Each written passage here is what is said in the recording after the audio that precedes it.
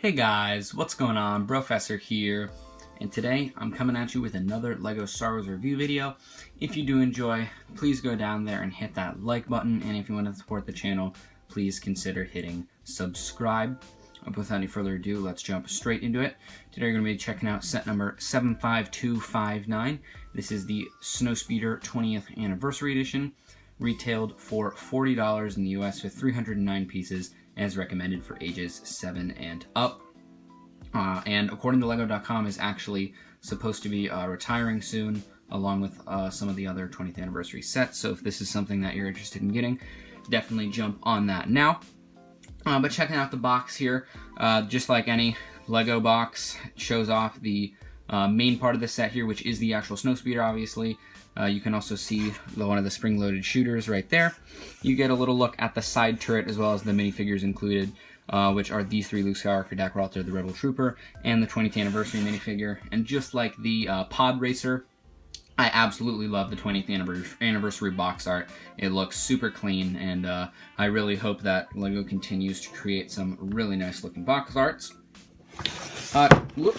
Knocked that box down. Checking out the back here, though, just gives you another look at the Snowspeeder with the cockpit open. Still another look at the three minifigures there. Over here on the side, you get a look at some of the play features. You got a stud shooter right there, some cockpit functions. It shows you the spring-loaded shooter, as well as a little rope feature that I'll show off a little bit later. And then down here at the bottom, you get a look at all the 20th anniversary minifigures. Lando Calrissian being the one included here, and the other ones next to it, alongside the sets that they come in. And then you get a quick peek at the original Snowspeeder from the year 1999. But that's pretty much it for the box. The only other thing, just like the pod racer, is that in the instruction manual, you get a look at a comparison between this set on the right here and then the original 1999 Snowspeeder there on the left. So if that's something you're interested in, you could pause the video. Super cool to read about. Just a little quick comparison. But with that out of the way, let's jump straight into the minifigures. First minifigure to be checking out today is going to be the Rebel Trooper. Pretty simple minifigure, no leg printing, just some kind of basic chest printing there to kind of show the Hoth vest gear that he has on, as well as some other things that would be strapped on, some gear and such. The weapon he's holding is a kind of old school Boba Fett style blaster. I thought it was interesting that they included this in there. I don't feel like I've seen this blaster used in a Star Wars set in a little while. Moving on the back, he does have some back printing you can see right at the bottom, but it is covered by this white pack, which, as I always say, is really kind of frustrating. What's the point of putting on back printing if you're just going to cover it up? He does have this nice dark tan hat, which you can, if you do choose to, take off this white goggle and put it down here like that, but I think that makes him look a little weird, so I personally prefer to keep that up top. And then you could also obviously take this off, but there is no back print or back face printing, excuse me, just the one to look at right there. Next minifigure is Dak Ralter, the co-pilot for Luke Skywalker in here. Much more detailed printing here. Obviously, you have the Rebel pilot gear on both the chest as well as the legs down there. I really love the detailing. You can see it very seamlessly transitions. It's very cohesive. He comes with a nice small little pistol, as you can see right there. Continuing on with the amazing printing is the helmet. You got the two blue Rebel logos, and there's also some designing on the side. Back printing, there is just a little bit continuing of the vest. This one does have two face prints. This one here, which I love that they have the goggles printed on there, as well as like a little mic piece. But this side is smiling, and then here on the back is more of a scared looking face. But yeah, that's pretty much it for Dak Ralter. Really nice Rebel pilot inclusion. Next up is Luke Skywalker right here, who also comes with that same pistol, as well as his iconic blue lightsaber. The exact same chest and leg printing, so I'm not going to spend too much time on that. The exact same, like I just said, as Dak Ralter. The helmet is obviously a little bit different. There's a little bit more detailed design. You have the red Rebel logos right there, as well as some red stripes up top. You also have a little bit more detailing there on the sides. And the back printing is obviously the same as Dak Ralter as well. take the helmet off. This side has kind of a smirk. The other side is also more of kind of a concerned, scared face. Although, now that I look at it, I can't really tell if he's smiling or not. But point is, he does have two faces, so you can choose whichever one that you like. And just like that, Girl 3 also has the goggles printed right onto the face. But the last minifigure to go over here is the 20th anniversary Lando Calrissian minifigure. This is the one from 2003 that I believe appeared in the UCS Cloud City. Just like all the other minifigures, super nostalgic. I absolutely love the cape. It has the yellow inside and then that nice blue outside. The skin color is perfect. I love the classic facial expression. Very simple, just kind of 2 dots and a mouth. He also has a mustache and some eyebrows.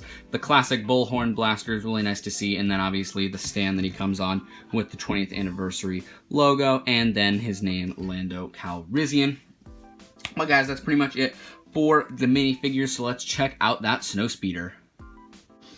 So checking out the Snowspeeder and the side turret here, you can see, at least in my opinion, the $40 retail value is a little overpriced, not just because of the lower piece count, but just because, I mean, when you really open this and see what you're getting for the amount, in my opinion, it's not quite worth it. But we'll check out this side turret first, so I'll move the Snowspeeder out of the way.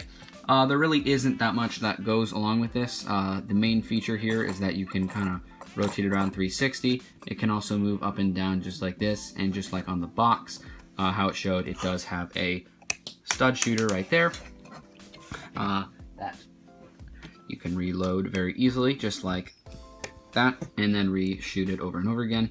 And then it also does include a small binocular holder if you do want to give some binoculars to one of the minifigures. But otherwise, this kind of little side turret, in my opinion, is a little bit of a waste. I would have liked to see them change up the design of the Snowspeeder, or do something a little differently other than just throw this into, in my opinion at least, inflate the piece count.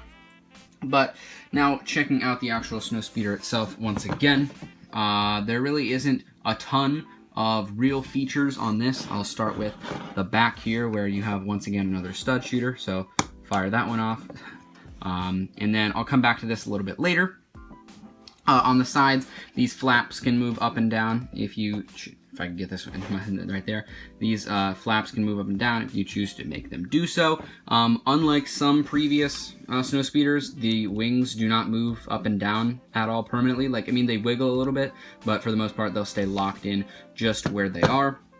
Up here, there really isn't much other than the cockpit, which, speaking of the cockpit, just in terms of trying to pick this ship up, if you do try and do it from the center, you really can't because of how loose the cockpit is, which I wish they had made it a little bit more difficult to remove, because the only real way to pick this up is from underneath, which isn't a super big inconvenience, but just naturally I feel like it seems like you should be able to pick it up from this middle area. But you can lift up the cockpit just like this as I was showing, or you could just do the front part. If you hold this part down and then move up this front cockpit area, you can have access, just to this front cockpit. Or if you open up the entire thing, you can have access to the front cockpit as well as the back cockpit. This Snowspeeder can seat 2 of the minifigures that are included in the set. Before I move back to that back section, as it was shown on the box and as I mentioned, there are 2 spring-loaded shooters right on the bottom. You just push them to the side to be able to shoot them, just like that. There's the first one, and then I'll fire off the second one, just like that. And then, as most of you probably know, you just reload it right in pretty simply, just like that. It locks into place, and then you can refire it once again. But yep, that's pretty much it, other than this last feature back here, which, like on many Snowspeeders, I believe this feature is included. It is for being able to take down the AT-ATs in the movies. You have this little crank here that you can wind that releases this little Lego hook piece that is on an actual piece of, like, I don't know whether, it's not wire, but like this kind of thread-like material, which is super thin, kind of hard to see. But yeah, you can unroll this to as long as it is, or you could just kind of keep it rolled up like I personally prefer to do. But it is a nice little feature to see continuing to be included. If you do have an AT-AT, it does add a little bit of extra play, but for the most part it's not something that I end up using. But yeah, that is pretty much it, guys, for this review.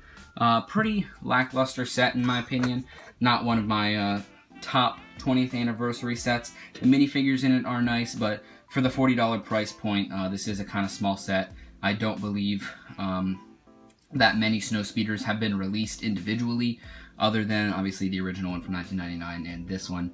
A lot of the other ones, I believe, have come along with other Hoth things, and I definitely think that's the way I prefer to see them come out. But guys, if you did enjoy this video, don't forget to go down and hit that like button, and if you want to support the channel, please consider hitting subscribe. And I'll see you guys in the next one. Peace.